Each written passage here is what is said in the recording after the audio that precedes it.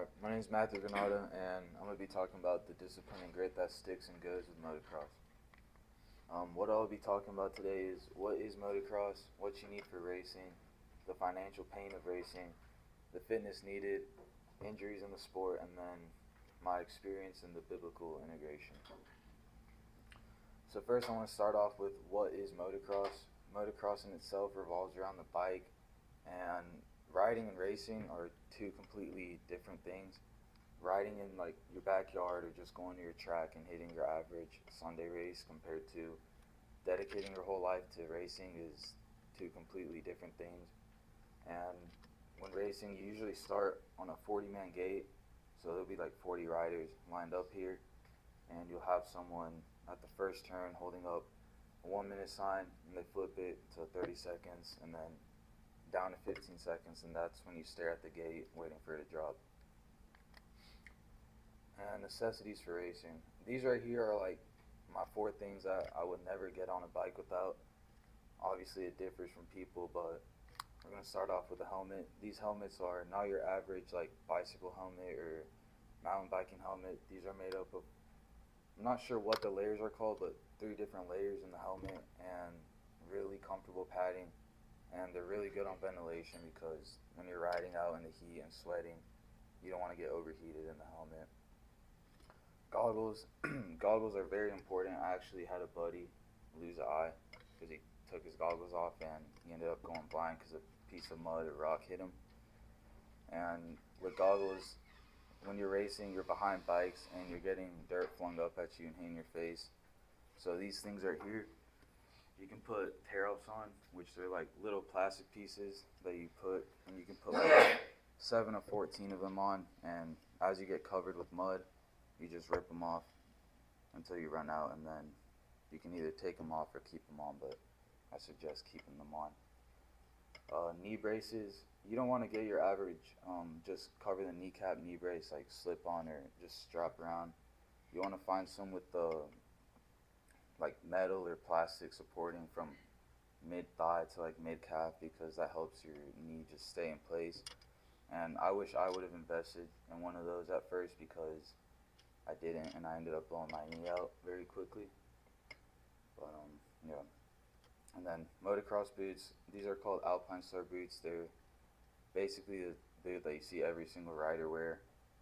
They're really good. They're very pricey, but when you're riding, you're on foot pegs on the bike, and the foot pegs are very spiky, so you can have grip on it and not slip off when you're going through a corner or hitting a jump.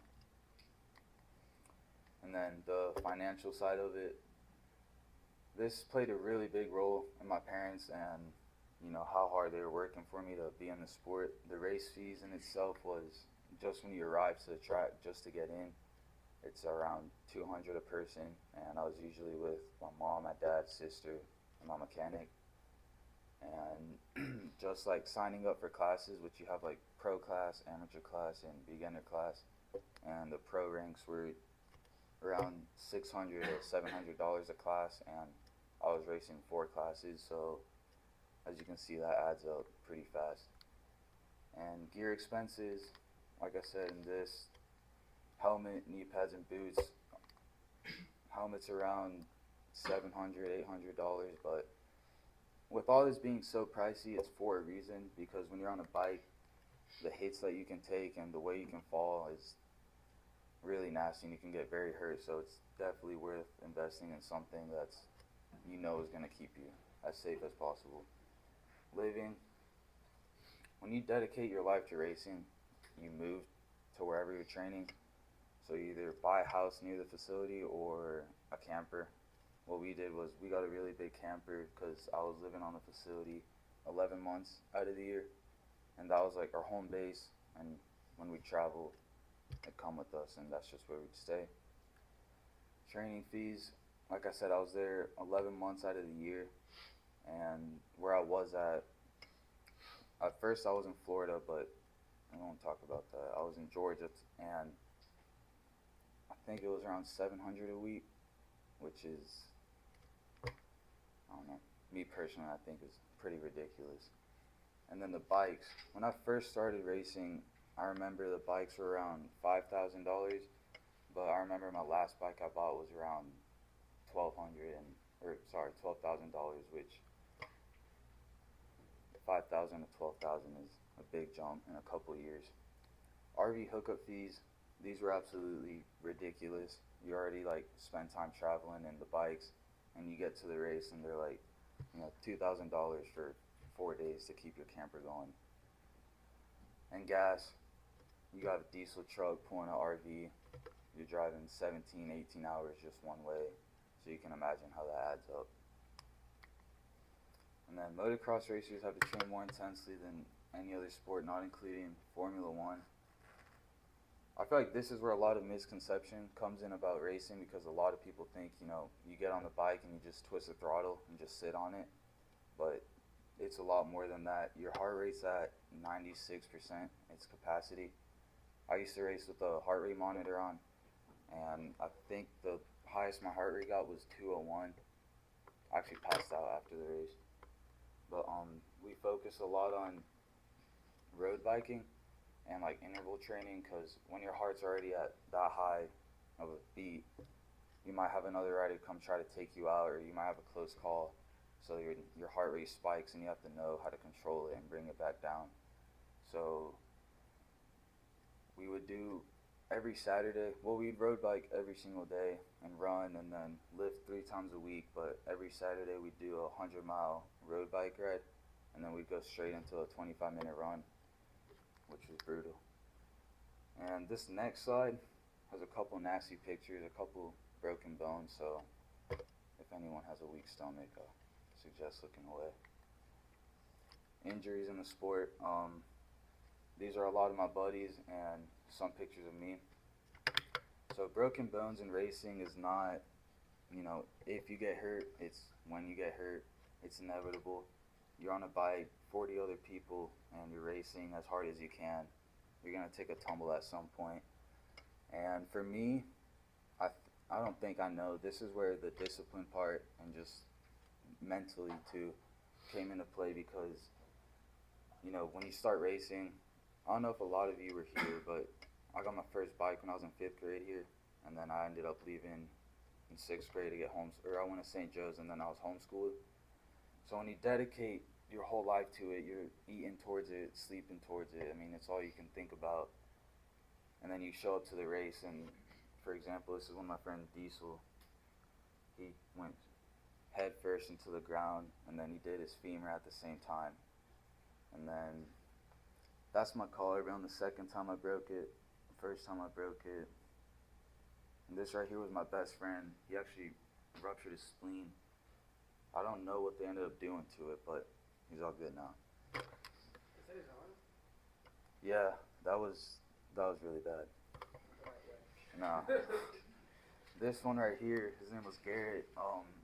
His tib and fib actually came out his leg in 2 different spots. But before you go on, just so everybody knows, this is not an elbow. This is this is his forearm. I don't know if you can see the detail from where you're sitting, but this is his forearm. Okay, just for sake of point. Sorry, go ahead. My hand right there, it looks like a little scrape, but I still had to race. I had a 3-day race coming up, and it actually getting infected. And it was absolutely disgusting, because that's my throttle hand, and that's what you use to go with the bike.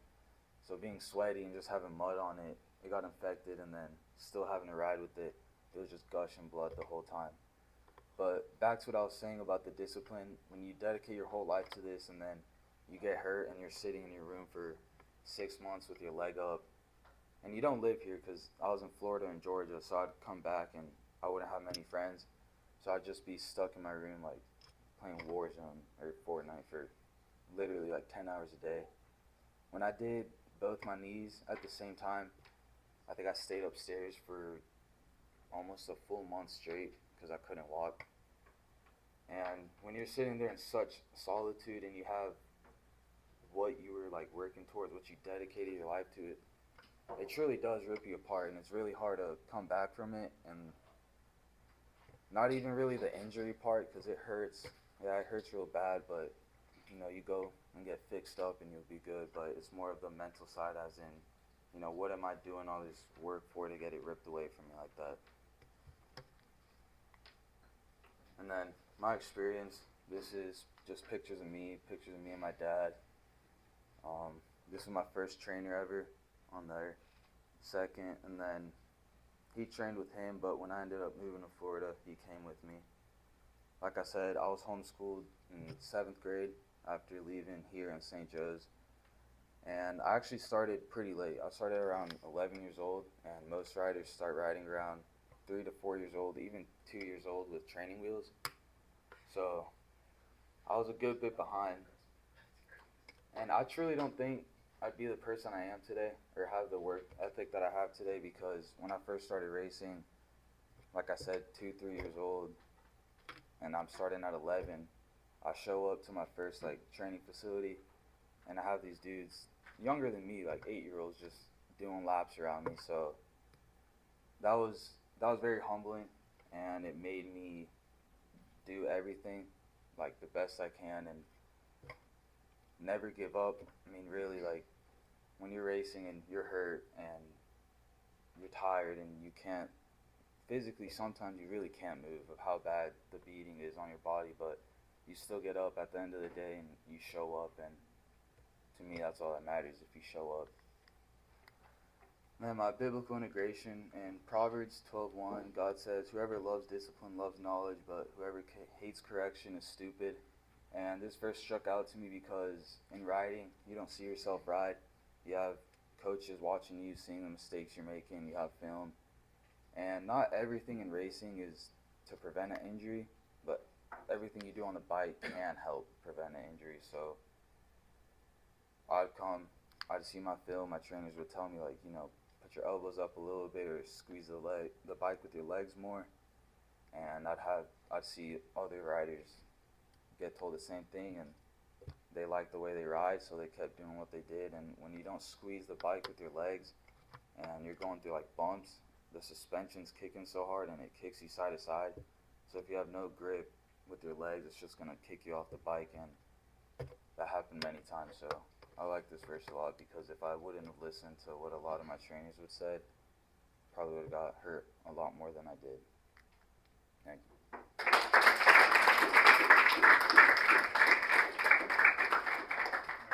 I know I've got a lot of questions, but I want to open it up to our guests. Do y'all have any questions or feedback for Matthew? Just like aside from the adrenaline, which I know could be enough, like could you put your finger on like what the one thing is that draws you to motocross, given that like it is such a high risk sport? Like, Yeah. I'd say when you're playing soccer, football, or baseball, like you're with a team, and there's not a lot of waiting around, but everything's uniform. And in racing, it's just you and the bike, and you make the bike do what you want it to do. And a lot of it is like you hit really big jumps, and that feeling's pretty nice. After you overcome the fear of just hitting it for the first time, everything else just, I don't know, it seems easy.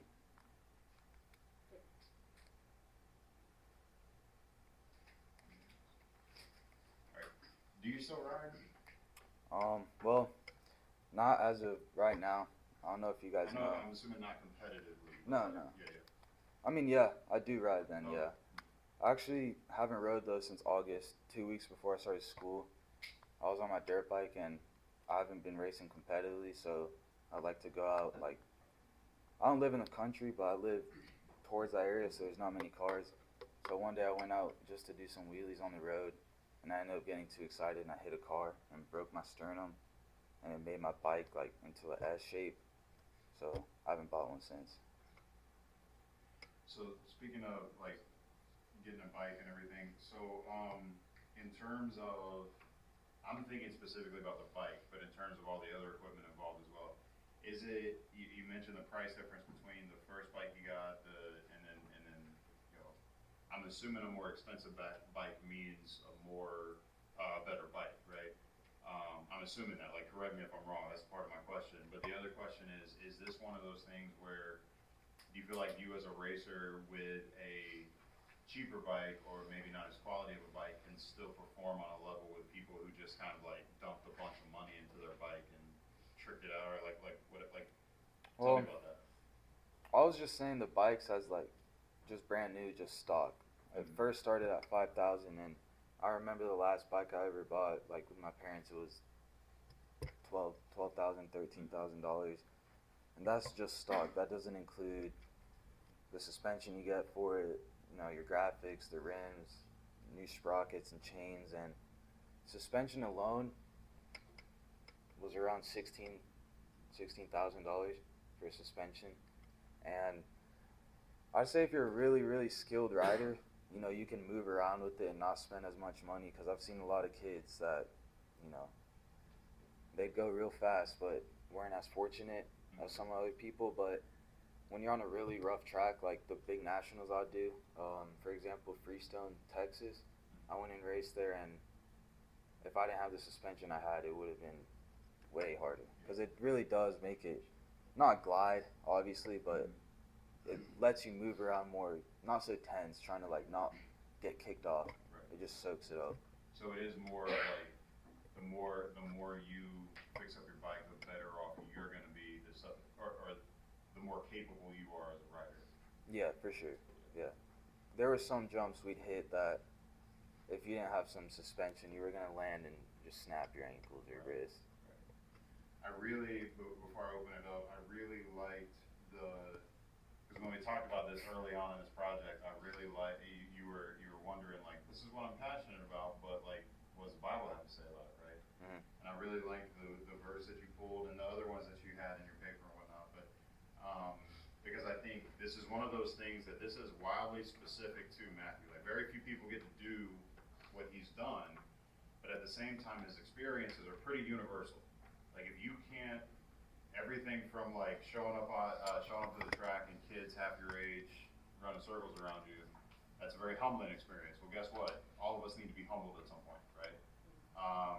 The idea of having someone who knows more than you do about whatever you're doing, and if you don't listen to that person, it's you're gonna pay for that. It's not just that you don't.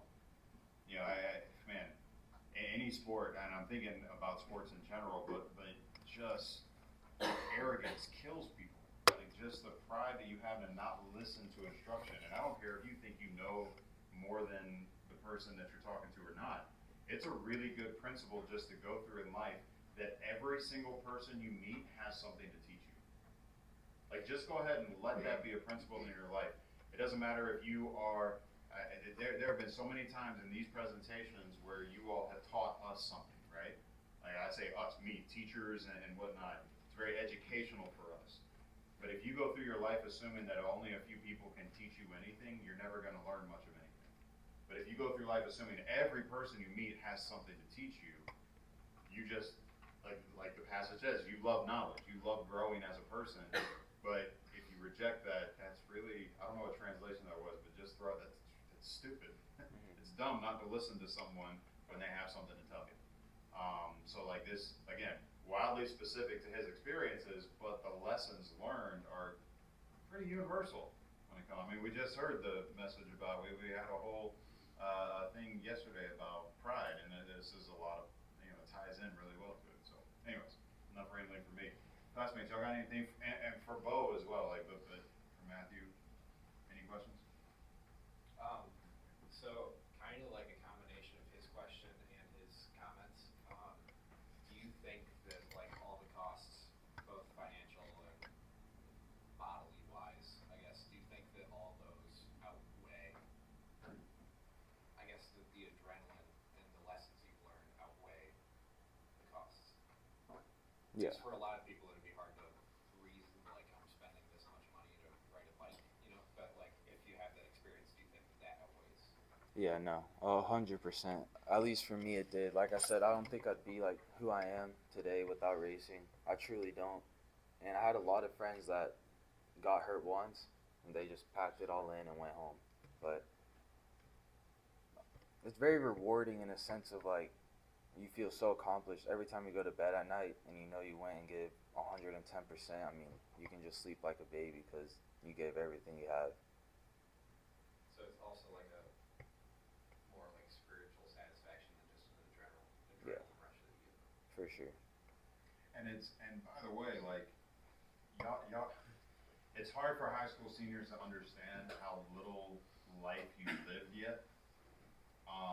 It's one of those things like, they say experiences like this are wasted on the youth. Like, y'all, if you've learned these lessons, you need to understand. You also need to know. Like, someone needs to tell you this is a really good thing to learn at what, you're 18. Yes, sir. To have learned that at 18 is something that a lot of people my age and older still haven't figured out. That the amount of effort put into something is oftentimes worth it just because it makes you a better person, because it makes you a bigger person. So to have learned that already, like, this is a really significant thing to learn that young. Hayden, do you have a question? Yeah, so one, you gotta tell them how many bones you broke. And then two, how would you say is like the best way to cope with the mental aspect of everything? I wouldn't say there is any best way. Like I said, my friend got hurt and he packed it up and went home. That's, like I said, that's where the discipline and grit comes in. I mean, you're just sitting in your room and you physically can't move or do anything, and then being gone from here for like 2-3 years and coming back and not having super close friends, like, you just have to sit there and deal with it. And a lot of people weren't able to do that, but I fortunately was able to do that. You want to hear the bones? Yeah, I know, just tell me. Alright, so I've done collarbone 3 times, humerus, leg, foot twice, sternum, back, 4 ribs, 8 concussions. I broke my hand, dislocated shoulder 4 times. Think that's it. But you had so many concussions, how do we know, you know? Yeah, and those are just Anything else? concussions I know about. Same. Do you think there's like any way to like get the lessons and like the adrenaline rush from anything other than motocross? Like, or like Yeah, the for feeling you sure. get? Yeah, a lot of people do.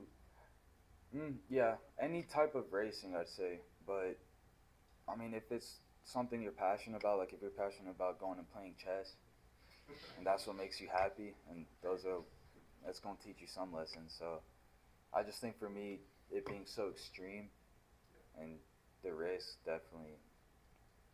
Yeah, you can. Not as many concussions in chess, though. No. I would imagine. I would imagine. It's my guess. I don't do either, so I wouldn't know. But. Any other thoughts, questions? Was that $16,000 on top of the 12 stock bike? Yeah. Yeah. Cool. Thank you, Matthew.